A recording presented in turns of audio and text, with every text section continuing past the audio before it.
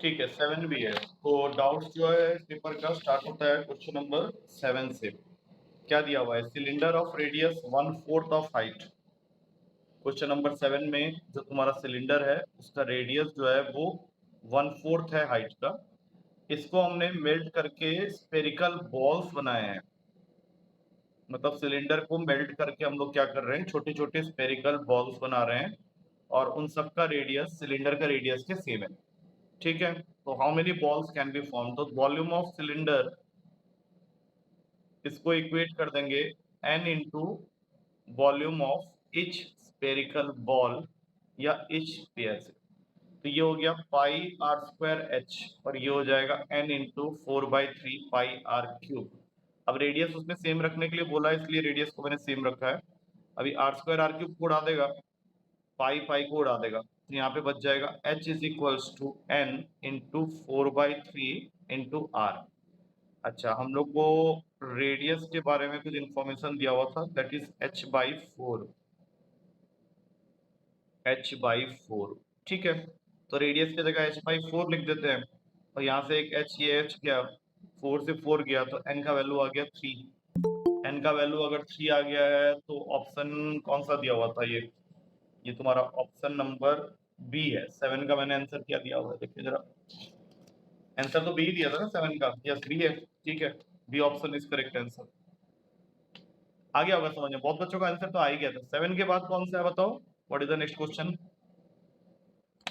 7 के बाद रोम्बस वाला। ठीक है, 12th वाले क्वेश्चन में तुम्हारा सारा खेल जो है वो उस प्रॉपर्टी पे डिपेंड करेगा जो रोम्बस का होता है। रोम्बस की एक प्रॉपर्टी ये बोलती है कि इसके जो डायगोनल्स होते हैं वो एक दूसरे को 90 डिग्री पे बाइसेक्ट करते हैं। तो अगर मान लो ये रोम्बस है और इसका एक डायगोनल 6 मीटर का है, तो उसका आधा आधा कर लो और एरिया दिया हुआ है तुमको 24। तो डायगोनल को लेके एक फॉर्मूला बनता है रोम्बस के एरिया का, half d1 d2 equals to 24। तो d1 d2 की वैल्यू हो जाएगी 48, जिसमें से एक तुमको पता है 6, तो 6 इंटू d2 इक्वल्स टू 48, तो d2 की वैल्यू आ गई 8। अगर 8 लेके चलेंगे तो ये 4 का हो गया। अब तुमको करना क्या है, पाइथागोरस थ्योरम लगा देना है, क्योंकि दोनों के जो डायगोनल्स है वो 90 डिग्री पे बाइसेक्ट करते हैं। तो ये साइड तुम्हारा 5 का आ जाएगा, 12 का आंसर 5 मीटर है। यही पूछा गया था तुमको, 5 मीटर का बन रहा है ये। तो A option is correct answer. Clear हो गया ये? नेक्स्ट क्वेश्चन कौन सा था? 13, area of a trapezium. Trapezium का एरिया का फॉर्मूला तुमको पता होना चाहिए, that is sum of the parallel sides, half into sum of the parallel sides into perpendicular distance between them, जिसको कि मैं h ले रहा हूँ। तो पहले फॉर्मूला लिख देते हैं, area is equals to half into a plus b into h. अब तुम्हारा क्वेश्चन तुमको एरिया की वैल्यू दे रहा है 336 और इसका जो पैरेलल साइड है वो 5 और 7 के रेशियो में है। तो इसको ऐसा करते हैं 5x और 7x ले लेते हैं और उनके बीच का परपेंडिकुलर डिस्टेंस जो है वो 14 सेंटीमीटर का है। तो यहाँ पे आ जाएगा 12x इंटू 14, ये काटेगा इसको 6 में और 6 इसको काट देगा 56 में, 14 इसको काट देगा 4 में, तो x का वैल्यू आ गया 4। तुमको मेरे ख्याल से स्मॉलर पैरेलल साइड बोला गया है, तो 5x तुम्हारा स्मॉलर वाला है, तो 5 इंटू 4 आंसर हो गया 20 सेंटीमीटर। ठीक है, 13 का आंसर ए दिया हुआ है मैंने। आ गया समझ में? चलो नेक्स्ट क्वेश्चन। क्वेश्चन मुझे याद नहीं है, तुम बता दो अभी जो जो तुमने लिखा। 17। 17, हाँ 17 का मतलब हो रहा है कि number of square centimetre on surface area of a sphere. मतलब वो तुमसे कह रहा है कि इसका जो सरफेस एरिया है स्फीयर का, that is 3 times the number of cubic centimetre in its volume. मतलब वो उसके वॉल्यूम का 3 टाइम्स है और वॉल्यूम का फॉर्मूला स्फीयर के लिए होता है 4/3 पाई आर क्यूब। अब सीधा यहाँ से 3 और 3 उड़ाया, 4 से 4 उड़ाया, 5 से 5 उड़ाया, तो यहाँ से आर की वैल्यू आ गई 1, क्योंकि आर स्क्वायर और आर क्यूब भी कटेगा, आर की वैल्यू 1 आ गई। लेकिन उससे तुमसे डायमीटर पूछा है, डायमीटर 2r होता है, तो 2 सेंटीमीटर इसका आंसर होगा। बी, 17 का B. Next, number of square centimetre on surface area. मतलब सरफेस एरिया को मेजर करने का जो यूनिट होता है वो स्क्वायर सेंटीमीटर है। तो वो तुमको ये बोलने की कोशिश कर रहा है कि उसका जो सरफेस एरिया है वो 3 times the number of cubic centimetre. Cubic centimetre volume का यूनिट होता है। कौन सा? 29। 29 का पहले मतलब समझेंगे कि 3 लाइंस इंटरसेक्ट कर रहे हैं एक दूसरे को पेयर वाइज, मतलब हर लाइन बाकी 2 लाइन से इंटरसेक्ट हो रहा है। जैसे इस लाइन की अगर मैं बात करूं, इस लाइन की, तो ये बाकी दोनों लाइन से इंटरसेक्ट हो रहा है। दूसरा लाइन की अगर बात करूं तो वो भी बाकी 2 लाइन से इंटरसेक्ट हो रहा है, और अगर तीसरे लाइन की बात करूं तो वो भी बाकी 2 लाइन से इंटरसेक्ट हो रहा है। तो सिचुएशन ये है कि तीनों लाइन अगर एक दूसरे को इंटरसेक्ट करते हैं in pairs, then what is the number of angles so form. तो एंगल कितने फॉर्म हो रहे हैं? 1 2 3 4, यहाँ से बन गए 5 6 7 8, और फिर 9 10 11 12, टोटल 12 एंगल फॉर्म हो गए। 12 मतलब डी ऑप्शन। आप समझ में आ गया? 25। इसमें तुमको दिया हुआ है sphere and a cube have same surface area, तो 4 पाई आर स्क्वायर को इक्वल कर देंगे 6 ए स्क्वायर के साथ। अब यहाँ से R square by A square की वैल्यू आ गई 6/4 पाई। इसको थोड़ा काटना चाहो तो यहाँ कट करके लिख सकते हैं 3/2 पाई। इसको संभाल कर रख लो अपने पास में, ये रिलेशन हम लोग बाद में यूज करेंगे। अब तुमको पूछा है ratio of the volume of the square of the volume of the sphere, मतलब वॉल्यूम ऑफ द स्फीयर का square upon volume of the cube का स्क्वायर। इसका फॉर्मूला होता है 4/3 पाई आर क्यूब इसका स्क्वायर, और इसका होता है ए क्यूब इसका स्क्वायर। तो ये बन गया 16/9 पाई स्क्वायर, और यहाँ आ जाएगा R6 A6। तो 16/9 पाई स्क्वायर को रहने देंगे, R square by A square का होल क्यूब करने पे हम लोग को ये वैल्यू मिल सकता है। इसको ऐसे लिख दो, और वहां पे जो भी वैल्यू तुम निकाला हुआ है R square by A square का, वो यहाँ पे क्यूबिंग होके आ जाएगा। तो 27/8 पाई क्यूब। अब तुमको सिर्फ इसको थोड़ा कटिंग कुटिंग करना है, वो जो कि तुम आराम से कर सकता है। तो यहाँ से ये आ गया 2, ये कट जाएगा 3, तो ऊपर आ गया 6, और ये एक पाई कट जाएगा 6/पाई। C option. देखो समझ में आ गया होगा मेरे ख्याल से, बस वो थोड़ा सा करते समय दिक्कत हो गया। हाँ, और बोलो, हो गए सारे डाउट? I hope. बाकी बाद में कर लिए होगे तुम लोग बैठ के, क्योंकि पेपर इतना भी एक टफ नहीं था। मैंने वैसे ही बोला है बेसिक पेपर था बिल्कुल, जस्ट टू चेक कि फॉर्मूलाज जितने बता रहे हैं उसको याद वाद कर रहे हो कि नहीं, तो उसको बेस करके ये पेपर बनाया गया। 28। 28 का लैंग्वेज को थोड़ा ध्यान से पढ़ लेना। उसने बोला है कि एक रेक्टेंगल है जिसका एक साइड है ए, और इसका एरिया है 2a²। इसका मतलब है अगर तुम एक साइड को ए ले रहा है तो तुम ये वाले साइड को ए ले लो, ब्रेड्थ को ए ले लो, तो तुम्हारा लेंथ एरिया को मेंटेन करने के लिए बनाना पड़ेगा 2a। लेंथ हो गया 2a, ब्रेड्थ हो गया a। अब क्वेश्चन क्या कहता है कि find the area of a square having one of the diagonals of the rectangle S side. तो इसका मतलब है पहले तुमको इसका डायगोनल निकालना पड़ेगा, और इस डायगोनल के ऊपर में तुमको एक स्क्वायर बनाना है। तो डायगोनल का जो भी वैल्यू आएगा वही स्क्वायर का साइड होगा, क्योंकि स्क्वायर का तो चारों साइड बराबर होता है। तो ये तुम अगर पाइथागोरस थ्योरम से निकालेगा तो ये √5a आ रहा है। तो जिस स्क्वायर का एक साइड √5a आ रहा है तो उसका एरिया हो जाएगा √5a का होल स्क्वायर, जो कि बन जाएगा 5a², जो कि अवेलेबल है तुम्हारा डी ऑप्शन में। क्लियर है? ठीक है, आई होप डाउट्स इसके क्लियर हो गए होंगे। तो अब हम लोग अपने नॉर्मल कोर्स के अंदर घुस जाते हैं। मैंने ट्रायंगल में तुम लोग को मेरे ख्याल से सिमिलरिटी तक बता दिया था। मतलब अगर दो ट्रायंगल सिमिलर होते हैं तो उसको प्रूफ करने के लिए we have to just prove कि उनके करस्पॉन्डिंग एंगल्स इक्वल होने चाहिए और उनके करस्पॉन्डिंग साइड्स का रेशियो भी इक्वल होना चाहिए। तो अब उसके आगे मैंने एक थ्योरम भी साथ में बताया था कि अगर दो ट्रायंगल को तुम सिमिलर प्रूफ कर देते हो तो उनके एरिया का जो रेशियो होगा that will be always equals to ratio of the squares of their corresponding side. वहीं पे हमने पिछली क्लास को खत्म किया था। अब ट्रायंगल के अंदर में जो अगले कंसेप्ट आएंगे that is related to 4 major things, जिसमें सबसे पहला आ रहा है मीडियन। अब मीडियन हम लोग 10th क्लास में पढ़े थे। मीडियन का डेफिनेशन होता है कि in a triangle median is the line segment which is drawn through any one vertex of the triangle touching the opposite side at exactly mid point. अब जैसे इस फिगर के अंदर देखें तो ए वर्टेक्स से मैंने एक ऐसा लाइन सेगमेंट ड्रॉ किया है जो बीसी के मिड पॉइंट में जाके टच करता है, तो एडी मेरा मीडियन हो गया। उसी तरह से बी पॉइंट से एक मीडियन निकाला मैंने, जो AC के मिड पॉइंट को टच कर रहा है, तो BE मेरा मीडियन हो गया। यहाँ से एक और निकाल लो CF, ये क्या कर रहा है, AB के मिड पॉइंट को टच कर रहा है, तो CF मेरा एक और मीडियन हो गया। तो इस तरह से देखा जाए तो किसी भी ट्रायंगल के अंदर में सिंस देयर आर 3 वर्टेक्स, तो 3 मीडियंस पॉसिबल है, AD, BE एंड CF।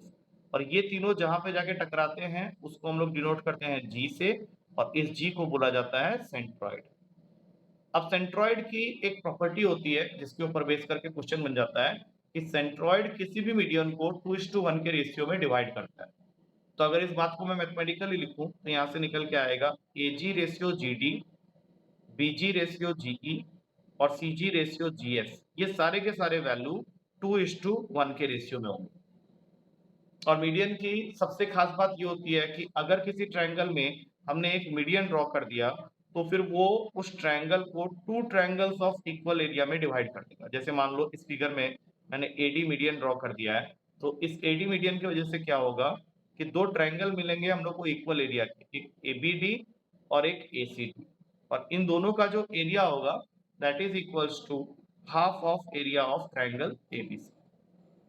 तो ये कुछ बातें हैं जो मीडियन से रिलेटेड हैं और जो पेपर में वो तुमको एज ए क्वेश्चन फॉर्म करवा सकते हैं। तो जो हम लोग क्वेश्चन करेंगे तो हम लोग इन सब का एप्लीकेशन देखेंगे। तो यहाँ पे हम लोग को 2 थ्योरम समझ में आया। पहला थ्योरम कि सेंट्रॉइड किसी भी मीडियन को डिवाइड करता है 2:1 के रेशियो में, और दूसरा थ्योरम कि median divides any triangle into 2 triangles of equal area. तो ये दोनों बातें याद रखना, बाद में क्वेश्चन करते समय यूज होगा। मीडियन के बाद जो नेक्स्ट इंपॉर्टेंट लाइन होती है, सेकंड लाइन, वो होता है हमारा एल्टीट्यूड। अब एल्टीट्यूड का दूसरा नाम होता है परपेंडिकुलर हाइट। मतलब अगर हम लोग एल्टीट्यूड को डिफाइन करें तो इस तरह से डिफाइन कर सकते हैं कि किसी भी ट्रायंगल के एक वर्टेक्स से अगर ऑपोजिट साइड के ऊपर में एक परपेंडिकुलर ड्रॉ कर दें या एक 90 डिग्री की लाइन ड्रॉ कर दें तो वो हमारा एल्टीट्यूड लाइन होगा। तो सिंस ट्रायंगल के अंदर में 3 वर्टेक्स हैं तो हम लोग तीनों वर्टेक्स से एक एक एल्टीट्यूड ड्रॉ कर सकते हैं ऑपोजिट साइड के। तो इस फिगर के हिसाब से अपना हो गया AD, BE और CF, they are nothing but our altitude. और ये तीनों जाके जहां पे मीट करते हैं उस पॉइंट को हम लोग डिनोट करते हैं O से, and that point is known as orthocentre. अब ऑर्थोसेंटर, अगर मान लो तुम एक राइट एंगल ट्रायंगल के बारे में बात कर रहे हो, सपोज कर लो मैंने एक राइट एंगल ट्रायंगल ड्रॉ कर दिया ABC, तो A से जो एल्टीट्यूड चल रहा है, now you can see A से जो परपेंडिकुलर या एल्टीट्यूड मैंने ड्रॉ किया है वो B पे खत्म हो रहा है। सिमिलरली C से जो एल्टीट्यूड या परपेंडिकुलर चल रहा है वो भी B पे खत्म हो रहा है, और B से मान लो मैंने कोई एल्टीट्यूड या परपेंडिकुलर ड्रॉ भी किया तो वो स्टार्टिंग तो B से ही होगा। तो यहाँ पे हम लोग को एक बहुत ही इंपॉर्टेंट थ्योरम मिल जाता है कि in case of right angle triangle, in case of right angle triangle, orthocenter always lies at the vertex where 90 degree is formed। जैसे इस फिगर में तुम कह सकते हो कि जो B पॉइंट है वही मेरा ऑर्थोसेंटर होगा, क्योंकि दोनों altitude from A to B that is AB and from C to B that is CB, वो दोनों मीट कर रहे हैं एट द पॉइंट B। तो राइट एंगल ट्रायंगल के केस में हमेशा ऑर्थोसेंटर लाई करेगा at the vertex where 90 degree is form. लेकिन अगर मैं यही बात किसी एक्यूट एंगल ट्रायंगल के लिए देख लूं, जैसे मेरा ये पहला वाला फिगर जो है वो एक्यूट एंगल ट्रायंगल, क्योंकि उसके तीनों एंगल्स 90 से कम है, तो इस केस में ऑर्थोसेंटर हमेशा लाई करेगा इनसाइड द ट्रायंगल। जैसा कि तुम लोग देख सकते हैं फिगर में ऑर्थोसेंटर लाइज इनसाइड द ट्रायंगल। और वही अगर मैंने ड्रॉ कर दिया है obtuse angle triangle. Obtuse angle triangle वो वाला ट्रायंगल होता है जिसका एक एंगल 90 से ज्यादा होता है। अब जैसे इस फिगर को तुम लोग देख सकता है कि this angle B is more than 90 degree. अब इसमें अगर तुम एल्टीट्यूड ड्रॉ करेगा तीनों साइड का, तो जैसे A से एल्टीट्यूड आया और B से एल्टीट्यूड आया, तो ये दोनों कहाँ मीट कर गए, जिस पॉइंट पे ये मीट कर रहे हैं ये ट्रायंगल के बाहर लाई कर रहा है। तो यहाँ पे हम लोग ये जनरलाइजेशन कर सकते हैं कि ऑब्ट्यूज एंगल ट्रायंगल के केस में तुम्हारा जो ऑर्थोसेंटर होगा that lies outside the triangle. वही अगर एक्यूट एंगल ट्रायंगल के बारे में बात करेंगे तो वो लाई करेगा इनसाइड, और यही एक राइट एंगल ट्रायंगल के बारे में बात करेंगे तो let lies at the vertex where 90 degree is form.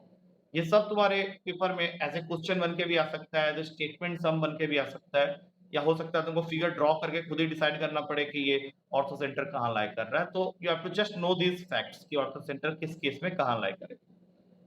तीसरे नंबर पे आता है अपना एंगल बाइसेक्टर। एंगल बाइसेक्टर जैसा कि नाम के अंदर में ही उसका काम छुपा हुआ है। किसी भी ट्रायंगल के अंदर में अगर तुमने किसी भी वर्टेक्स के लिए या जहाँ पे भी एंगल फॉर्म हो रहा है, जैसे तुम लोग देख सकते हो कि एंगल ए था, उसके बीचों बीच मैंने एक लाइन निकाल दी, जिससे क्या हुआ, एंगल ए 2 इक्वल पार्ट्स में डिवाइड हो गई। तो इस लाइन एडी को हम लोग बोलेंगे angular bisector for angle A.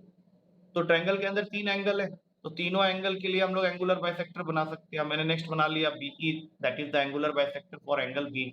और फिर मैंने एक और बना लिया यहाँ से CF, that is the angular bisector for angle C. अब ये तीनों जाके जहां मीट करते हैं उसको हम लोग डिनोट करते हैं आई से। तो आई स्टैंड्स फॉर इन सेंटर।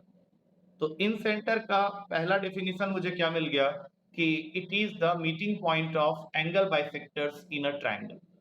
लेकिन इस डेफिनेशन से जो ज्यादा इंपॉर्टेंट डेफिनेशन या ज्यादा अच्छा डेफिनेशन होता है इन सेंटर का, वो इस बात पे डिपेंड करेगा कि incentre is that point whose perpendicular distances from all three sides of the triangle are equal। इसका दूसरा डेफिनेशन मैं यहाँ पे लिख रहा हूं, it is that point whose perpendicular distances from all three sides of the triangle are equal। मतलब अगर किसी पॉइंट को तुम इन सेंटर बोल रहा है तो इसकी पहचान एक और क्या होती है कि उस पॉइंट का परपेंडिकुलर दूरी अगर तुम तीनों साइड से नापोगे तो you will find it out to be equal. और अगर ऐसा होता है तो इसको सेंटर मान के और इसको इसको या इसको रेडियस मान के अगर तुम सर्कल ड्रॉ करता है तो वो सर्कल ट्रायंगल के अंदर ही रह जाता है, और ऐसे सर्कल को हम लोग बोलेंगे इन सर्कल। और ये जो डिस्टेंस जिसको तुम इक्वल कह रहा था वो तुम्हारा स्मॉल आर से डिनोट होगा, और उसको हम लोग बोलेंगे इन रेडियस। तुम्हारे पेपर में क्वेश्चन आने लग गया है आजकल, इन रेडियस की वैल्यू वो मांगता है, बदले में वो तुमको ट्रायंगल बता देगा कौन सा है। तो हम लोग यहाँ पे एक केस स्टडी कर लेते हैं, 3 केस डिस्कस करेंगे। पहला केस इक्विलेटरल ट्रायंगल का, दूसरा केस राइट एंगल ट्रायंगल का, और तीसरा केस स्कैलिन ट्रायंगल का। तो इन तीनों के केस में स्मॉल आर का वैल्यू क्या होगा, क्योंकि स्मॉल आर निकालने का फॉर्मूला होता है area of the triangle upon S of the triangle. तो एरिया तो डिपेंड करेगा कि तुम्हारा ट्रायंगल किस टाइप का है, but S is nothing but the sum of the three sides upon 2, जिसको हम लोग बोलते हैं सेमी पेरीमीटर। इसके बारे में हमने हीरोन्स फॉर्मूला में पढ़ा था, सेमी पेरीमीटर क्या होता है या एस क्या होता है, that is the sum of the three sides divided by 2। तो सपोज कर लो एक बार मुझे ये फॉर्मूला पता चल गया, तो पहला केस मेरा आता है इक्विलेटरल ट्रायंगल का। इक्विलेटरल ट्रायंगल वो ट्रायंगल होता है जिसके तीनों साइड बराबर होते हैं। तो यहाँ पे तीनों साइड को मैंने ले लिया ए ईच। अब स्मॉल आर अगर मैं निकालता हूँ तो न्यूमरेटर में है एरिया ऑफ द ट्रायंगल, तो इक्विलेटरल ट्रायंगल का एरिया होता है √3/4a²। और नीचे एस निकालने जाओगे तो तीनों साइड का सम दैट इज 3a/2। अब इसको काटा पीटी थोड़ा करो तो यहाँ से आंसर आ जाएगा स्मॉल आर का a/2√3। सेकेंड केस होता है राइट एंगल ट्रायंगल का। अगर मैं एक राइट एंगल ट्रायंगल के लिए इन रेडियस की वैल्यू निकालना चाहूंगा तो पहले मुझे एक ट्रायंगल कंसीडर करना पड़ेगा। एंगल ए के ऑपोजिट वाला साइड स्मॉल ए, एंगल बी के ऑपोजिट वाला साइड स्मॉल बी, और एंगल सी के ऑपोजिट वाला साइड स्मॉल सी। अब इसमें अगर मैं ये फॉर्मूला लगाऊं, एरिया ऑफ ट्रायंगल का मतलब है हाफ बेस इनटू हाइट, क्योंकि राइट एंगल ट्रायंगल का एरिया निकालने का फॉर्मूला होता है हाफ बेस इनटू हाइट, यहाँ पे बेस और height A and B respectively. और जब तुम इसका सेमी पेरीमीटर निकालेगा तो ये plus B plus C by 2 हो जाएगा। तो 2 से 2 कैंसिल किए, आर की वैल्यू आ गई A B upon A plus B plus C. तो ये तो एक फॉर्मूला हुआ स्मॉल आर निकालने का राइट एंगल ट्रायंगल के केस में, जो कि थोड़ा सा ज्यादा टाइम ले लेगा। इसका एक शॉर्टकट होता है, वो शॉर्टकट है perpendicular plus base minus hypotenuse upon 2। इससे भी तुमको स्मॉल आर का वैल्यू मिल जाएगा। अब तुमको यहाँ थोड़ा सा अजीब लगेगा, तुम बोलेगा सर ये दोनों फॉर्मूला बहुत ही अलग है, तो दोनों क्या सेम आंसर देगा? तो ऐसा करते हैं, एक पाइथागोरियन ट्रिपलेट ले लेते हैं। सपोज कर लो ए को मैंने दे दिया 3, बी को दे दिया 4 और सी को दे दिया 5। अब अगर मैं यहाँ से स्मॉल आर की वैल्यू निकालता हूँ फर्स्ट फॉर्मूला से, तो यहाँ पे आ जाएगा 3 इंटू 4 अपॉन में 3 प्लस 4 प्लस 5। इसको सॉल्व करके देख लो, ये 1 दे रहा है। तो अगर मेरा सेकंड वाला फॉर्मूला सही है तो सेकंड वाले फॉर्मूला से भी यही आंसर आना चाहिए। तो इसको भी एक बार चेक कर लेते हैं, 3 प्लस 4 माइनस 5 अपॉन 2, ये भी तुम लोग देख सकता है, ये भी तुमको 1 दे रहा है। तो ये दोनों ही फॉर्मूला तुम्हारे काम का है। एक बार तुमको पता चल जाए कि तुम्हारा ट्रायंगल अगर राइट एंगल ट्रायंगल है तो you can use any one of the formula to get the value of inradius in case of right angle triangle. उसके बाद बारी आती है स्केलिन ट्रायंगल। तो स्केलिन ट्रायंगल में कुछ खास नहीं होता, क्योंकि स्केलिन ट्रायंगल तो वो ट्रायंगल हो गया जिसके तीनों ही साइड अनइक्वल होते हैं।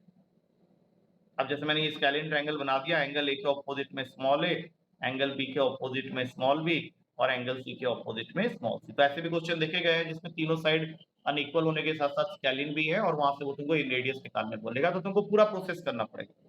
अब यहाँ पे एरिया का फॉर्मूला लगाना पड़ेगा तुमको, Heron's formula s into S minus A into S minus B into S minus C, और नीचे आ जाएगा सीधा a plus B plus C by two, that is the value of s।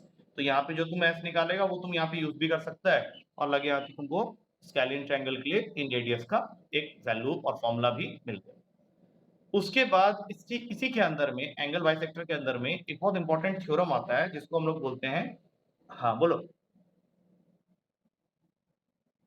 Base तो किसी का ही बना लो ना। अगर तुमको तीनों साइड मालूम है तो फिर तुम वहां पे अपना एरिया का फॉर्मूला लगा लो, ऊपर वाले के लिए तो एरिया ही होता है। एरिया तुम लिखा हुआ है आइसोसेलेस ट्रायंगल का एरिया कैसे निकालते हैं, और फिर नीचे क्या करोगे, एस लिख दोगे, एस ऑफ ट्रायंगल। तो आइसोसेलेस ट्रायंगल में क्या होगा, दो साइड बराबर होगा, तीसरा नॉट बराबर होगा, तो तुम्हारा एस जो हो गया वो 2a plus B by two हो गया। तो इस तरह से तुम किसी भी ट्रायंगल के लिए स्मॉल आर फाइंड आउट कर सकता है, बशर्ते तुमको ये फॉर्मूला याद रहना चाहिए जो मैंने ऊपर में लिखा है, that is small R is equals to area of triangle upon S of triangle. उनमें से मैं कुछ केस स्टडी करवा दे जरा, इक्विलेटरल ट्रायंगल हो गया, राइट एंगल ट्रायंगल हो गया, स्केलिन ट्रायंगल हो गया, तो जिसका भी तुमको एरिया पता है तुम आराम से उसके लिए स्मॉल आर का फॉर्मूला खुद भी बना सकता है। बदले बदले में तुमको साइड्स भी पता होना चाहिए, बिकॉज स्मॉल एस का भी जरूरत पड़ेगा।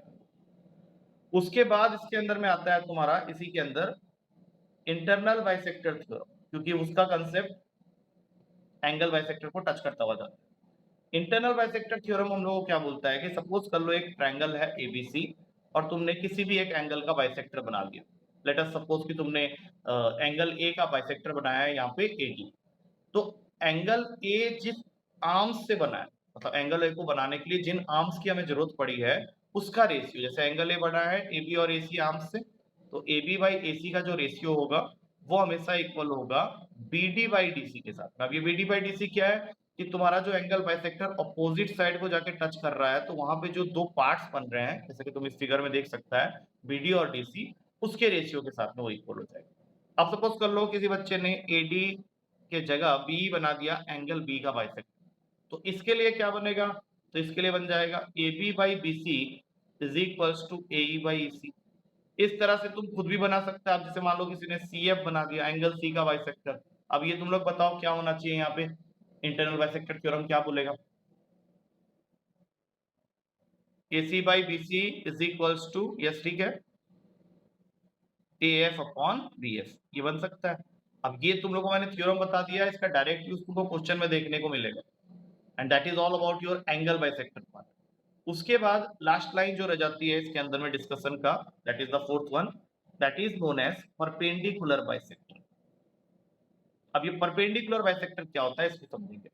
सपोज कर लो मैंने कोई भी ट्रायंगल ले लिया एबीसी, तो बीसी साइड का मुझे परपेंडिकुलर बाइसेक्टर बनाना है, और उसका तरीका 6th क्लास की बुक में दिया हुआ है कि कोई भी लाइन सेगमेंट का अगर तुम परपेंडिकुलर बाइसेक्टर बनाना चाहते हो तो उस लाइन सेगमेंट का मोर देन हाफ आर्क लेके, सपोज एक पॉइंट से तुमने ऊपर नीचे कट किया और फिर दूसरे पॉइंट से भी वही आर्क लेके ऊपर नीचे कट किया, तो तुमको एक ऐसा लाइन मिल जाएगा या ऐसा एक लाइन मिल जाएगा जो इसके साथ 90 डिग्री भी बना रही है और इसको टू इक्वल पार्ट्स में डिवाइड भी कर रही है। तो ऐसा हम लोग तीनों साइड के लिए कर सकते हैं। अब तीनों साइड के लिए जब तुम ये काम कर लोगे तो तुम देखोगे कि ये तीनों ही जाके एक पॉइंट पे मीट करता है। उस पॉइंट को मैं यहाँ पे डिनोट कर रहा हूँ पी से। तो पी क्या हो गया, that is the meeting point of perpendicular bisectors in a triangle, और इस पी का नाम होता है सरकम सेंटर। तो सरकम सेंटर का पहला डेफिनेशन क्या आ गया कि it is the meeting point of perpendicular bisectors in a triangle. लेकिन इसका जो बेस्ट डेफिनेशन होगा, जैसे मैंने भी इन सेंटर के लिए एक डेफिनेशन अलग से दिया था, तो उसी तरह से सरकम सेंटर का जो बेस्ट डेफिनेशन होता है वो होता है कि it is that point which is equidistant from all three vertices of the triangle. इससे पहले जो मैंने डेफिनेशन दिया था उसमें मैंने बोला था कि incentre is that point whose perpendicular distances from all the three sides of the triangle are equal। अब यहाँ पे मैं क्या डेफिनेशन दे रहा हूँ सर्कम सेंटर, तो पहला तो हो गया कि it is the meeting point of perpendicular bisector, लेकिन दूसरा जो बेस्ट डेफिनेशन है वो क्या है कि it is that point which is equidistant from all three vertices of the triangle. That means जिसका भी है वो बंद कर लो, हाँ, जो भी तुम्हारा सर्कम सेंटर वाला पॉइंट है उसका दूरी अगर तुम तीनों वर्टेक्स से नापोगे तो you will find out to be equal. अब यहाँ पे जैसे मैंने PA, PP और PC ज्वाइन किया, तो ये तीनों डिस्टेंस अगर तुम्हारे इक्वल हो जाए तभी मैं बोलूंगा कि मेरा P पॉइंट जो है वो सर्कम सेंटर है। और अगर मैं ऐसा कर पाया, क्योंकि ऐसा एक ही पॉइंट हो सकता है, तो उसको लेके उसको सेंटर मान के PA, PP और PC को रेडियस मानूंगा, तो एक ऐसा सर्कल बन जाएगा जो कि इस ट्रायंगल को सर्कमस्क्राइब करता है। तो इस P का नाम हो गया था सर्कम सेंटर, और ये जो सर्कल तुम अभी ऊपर से निकाल दिया इसको हम लोग बोलेंगे सर्कम सर्कल। और इसके अंदर में जो ये डिस्टेंस जिसको तुम इक्वल कह रहा है उसको डिनोट कर दो कैपिटल R से, तो कैपिटल R तुम्हारा बन जाएगा इस फिगर के लिए सर्कम रेडियस। जैसे इन रेडियस है उसी तरह से ये तुमको मिल गया सर्कम रेडियस। तो जैसे इन रेडियस को निकालने का फॉर्मूला होता है वैसे ही सर्कम रेडियस को भी निकालने का फॉर्मूला होता है।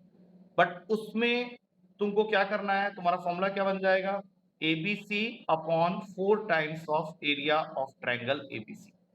मतलब तीनों साइड जो है उसका product of the triangle upon 4 times the area of the given triangle, तब जाके तुमको वो रेशियो जो है वो capital R that is circum radius की वैल्यू दे देगा।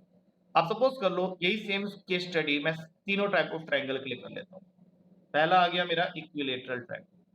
तो इक्विलेटरल ट्रायंगल हम लोग को पता ही है इसके तीनों साइड बराबर होंगे, तीनों को रिलेट कर लो AAH। तो यहाँ से अगर तुम कैपिटल R निकालने जाएगा तो तीनों साइड का जो प्रोडक्ट है वो उसको बना देगा न्यूमरेटर को A क्यूब, नीचे 4 इंटू इसका ट्रायंगल का एरिया होता है √3/4 A स्क्वायर। तो 4 से 4 गया, A स्क्वायर से एक A क्यूब कट गया, तो यहाँ पे बचा खाली A/√3। मतलब इस केस में कैपिटल R का फॉर्मूला बन गया A/√3। इससे पहले मैंने स्मॉल r का फॉर्मूला बनाया था तो वो आया था A/2√3। तो यहाँ पे एक क्वेश्चन बन जाता है कि इक्विलेटरल ट्रायंगल के केस में सर्कम रेडियस और इन रेडियस के बीच में जो रिलेशन बन रहा है वो बन रहा है R is equals to 2R। But this is possible only in case of equilateral triangle, not in other triangle. सिर्फ इक्विलेटरल ट्रायंगल में सर्कम रेडियस का जो वैल्यू होगा वो हमेशा 2 टाइम्स होगा इन रेडियस के वैल्यू का, वो हमने अभी जस्ट प्रूव कर दिया। अब सेकंड टाइप ऑफ ट्रायंगल इसके अंदर में होता है राइट एंगल ट्रायंगल। अब राइट एंगल ट्रायंगल की अगर बात करें तो फिर से वही सेम फिगर ले लेता हूँ, ये A है, ये B है और ये C है। एंगल A के ऑपोजिट वाला स्मॉल a, एंगल B के ऑपोजिट वाला स्मॉल b और एंगल C के ऑपोजिट वाला स्मॉल c। फॉर्मूला में चलेंगे तो तीनों साइड का product upon 4 into area of triangle, और इस ट्रायंगल का एरिया अगर तुम देख रहे हो तो हाफ बेस इंटू हाइट। अब क्या होगा, AB कैंसिल, ये एक और 2 कैंसिल, तो ये आ गया C/2। इसका मतलब ये हुआ, इसके अंदर क्वेश्चन बन जाते हैं तुम्हारे पेपर में कि सर्कम सेंटर अगर राइट एंगल ट्रायंगल की हम लोग बात करें तो it always lies at the mid point of hypotenuse. क्योंकि अगर तुम C/2 कह रहे हो तो C/2 का मतलब है ये हाइपोटेन्यूज है, इसका मिड पॉइंट ले लो। तो ये जो मिड पॉइंट तुम लिया P, इसका डिस्टेंस A वर्टेक्स से, B वर्टेक्स से और C वर्टेक्स से तीनों से सेम हो गया। और थोड़ी देर पहले मैंने अभी डेफिनेशन भी दिया था कि जो पॉइंट ट्रायंगल में तीनों वर्टेक्स से सेम हो जाता है उसी पॉइंट को हम लोग सर्कम सेंटर बोलते हैं। तो अगर मैं एक राइट एंगल ट्रायंगल की बात कर रहा हूं तो in case of right angle triangle या right triangle, circumcentre that is P is at mid point of hypotenuse. अब ये कुछ चीजें ऐसी होती हैं जिनको बिल्कुल याद रखना होता है। इससे पहले मैंने ऐसा एक चीज और बताया था कि in case of right angle triangle orthocentre lies at the vertex where 90 degrees formed. अब यहाँ पे मैं क्या बोल रहा हूँ कि in case of right angle triangle circumcentre always lies at the mid point of hypotenuse. तो इस तरह के क्वेश्चन को वो क्या करता है, वहां पेपर में पूछेगा एज ए स्टेटमेंट क्वेश्चन या फिर एक न्यूमेरिक क्वेश्चन ही बना देगा, वहां पे तुमको इस फैक्ट को यूज करने का वो तुमको मौका देगा। तुमको याद होना चाहिए तभी जाके तुम ये काम कर सकते हैं। उसके बाद आता है तुम्हारा again scalene triangle. But scalene triangle में कुछ खास नहीं मिलेगा तुमको, क्योंकि स्केलिन ट्रायंगल का मतलब ये हो गया कि तीनों साइड जो है तुम्हारा अनइक्वल है। और अगर ये तीनों साइड तुम्हारा अनइक्वल है तो फिर ये हो गया स्मॉल a, ये हो गया तुम्हारा स्मॉल b और ये हो गया तुम्हारा स्मॉल c। अब यहाँ पे अगर तुम कैपिटल आर का फॉर्मूला बनाने जाएगा तो कुछ खास नहीं बनने वाला, तीनों साइड का तो प्रोडक्ट कर ही दिए हो। अच्छा, 4 times of area of this scalene triangle, तो उसका तो फॉर्मूला ही होता है अपने पास में s into S minus A S minus B S minus C. तो ये तुम्हारा ओवरऑल कैपिटल आर का फॉर्मूला बन गया। तो पेपर में ध्यान रखना, वो इन रेडियस सर्कम रेडियस इसको लेके क्वेश्चन कई बार बना देता है। अब जैसे सर्कम रेडियस में एक प्रॉपर्टी होती है कि कैपिटल आर का अगर तुम फॉर्मूला लिख रहे हो तो that is always equals to A upon 2 sine A, that is equals to b upon 2 sin b is equals to c upon 2 sin c। तो इससे हम लोग को एक रिलेशन मिल जाता है कि a is equals to 2r sin a, b is equals to 2r sin b and c is equals to 2r sin c। और इसी को यूज करके एक क्वेश्चन हम लोग का पेपर में एक बार आया था कि तीनों साइड के स्क्वायर का सम जो होगा किसी भी ट्रायंगल के लिए that is always equals to 8r square. और अगर इसको तुम प्रूफ कर देता है तो ये एक राइट एंगल ट्रायंगल को सिंबलाइज करेगा, क्योंकि राइट एंगल ट्रायंगल के केस में क्या होता है। अब जैसे मैं इस क्वेश्चन को ही अगर बात कर लूं तो इसमें हो रहा क्या है कि अगर तुम्हारा ये दिया हुआ है तो हम लोग इसको क्या लिखेंगे, 4r square sine square A plus 4r square sine square B plus 4r square sine square C. और ये वैल्यू हम लोग को इक्वेटेड है 8r स्क्वायर के साथ में। तो अगर मैं इन तीनों में से कॉमन लूं तो 4r स्क्वायर कॉमन ले सकता हूं, तो अंदर आ जाएगा sine square A plus sine square B plus sine square C, और ये इक्वल है तुम्हारा 8r स्क्वायर के साथ में। अब दोनों साइड से इनको कैंसिल कर दो तो तुम्हारे पास में रिलेशन आ गया sine square A plus sine square B plus sine square C equals to 2। और किसी भी ट्रायंगल में अगर sine square A plus sine square B plus sine square C 2 आ जाए तो वो हमारा हो जाता है राइट एंगल ट्रायंगल। तो ये कुछ ऐसी बातें हैं जिनको एज ए क्वेश्चन वो ऑलरेडी पेपर में पूछ चुका है। मतलब वो तुमको स्टार्टिंग में दे देगा कि किसी ट्रायंगल में स्क्वायर ऑफ द साइड्स का जो सम है that is 2 times the square of the diameter. अब 2 times the square of the diameter का मतलब ही होता है 8r स्क्वायर। और वो पूछेगा तुम्हारा कि ये ट्रायंगल किस टाइप का है, तो तुमको ये प्रूफ करना पड़ेगा कि अगर हम लोग एबीसी की जगह ये वाली वैल्यू लेके सॉल्व करते हैं तो हम लोग के पास में एक फाइनल आंसर आ जाता है जिसके according sine square A plus sine square B plus sine square C को हमने 2 के इक्वल प्रूफ कर दिया। और अगर ये वैल्यू 2 के इक्वल है तो फिर ये डेफिनेटली राइट एंगल ट्रायंगल होगा। अब ये क्यों होगा इसको तुम सोच के देखो, सोच लो कि ए सी और बी, तो बी पे मैंने 90 डिग्री रख दी, तो फॉर्मूला के हिसाब से जो मैंने यहाँ लिखा है साइन स्क्वायर ए को तो कुछ नहीं करना है, लेकिन बी की जगह में लिख सकते हैं साइन स्क्वायर 90 और सी हो जाएगा तुम्हारा 90 माइनस ए, क्योंकि ए और सी मिला के तुम्हारा 90 है। तो सी की जगह मैंने क्या किया 90 माइनस ए लिख दिया क्योंकि वो कॉम्प्लीमेंट्री है। तो ये sine square A as it is रहेगा, साइन स्क्वायर 90 की वैल्यू 1 होती है और साइन स्क्वायर 90 माइनस ए मतलब कॉस स्क्वायर ए होता है। अब sign square A plus cos square ए कर लो, 1 आएगा, 1 प्लस 1 2 हो गया। सेम इसी तरीके से कई बार क्वेश्चन वो पूछ सकता है कि एक राइट एंगल ट्रायंगल में cos square a plus cos square b plus cos square c किसके इक्वल होगा, तो इसका आंसर हो जाएगा 1। क्योंकि सेम तरीके से अगर तुम करोगे तो cos स्क्वायर a तो cos स्क्वायर a है, उसको कुछ कर नहीं सकते। b पे अगर 90 रख दिया तो cos 90 0 होता है, और c को 90 माइनस a लिखोगे तो वो cos स्क्वायर 90 माइनस a बन जाएगा जो कि sin स्क्वायर a होता है, and then cos square a plus sin square a 1 के इक्वल हो जाएगा। मेरे ख्याल से सारी चीजें जो मैंने बताई हैं इसको एक बार और देखोगे और पढ़ोगे तब जाके वो दिमाग में बैठेगा। वैसे हमने आज की क्लास में डाउट्स के साथ साथ ये 4 डिस्कशंस किए हैं, 4 इंपॉर्टेंट लाइंस की, जिसमें से पहला था median, then altitude, then angle bisector और फिर फाइनली परपेंडिकुलर बाइसेक्टर। तो इनको एक बार रिवाइज और कर देना, उसके बाद ही हम लोग इसको आगे प्रोसीड करेंगे, क्योंकि ट्रायंगल्स ऑलमोस्ट यहाँ पे अब खत्म होने वाला है। तो हम लोग सर्कल्स की थ्योरी पे जाएंगे और फिर क्वाड्रिलेटरल और फिर इसका एक स्पेशल फॉर्मूला वाला सेशन भी होगा जिसमें मैं और भी अंदर से कुछ कुछ चीजें निकाल के तुम लोग को एज ए रिजल्ट दूंगा। ठीक है, that's it for today, take care. मैं पेपर भेजता हूँ तुम लोग को, ठीक है, या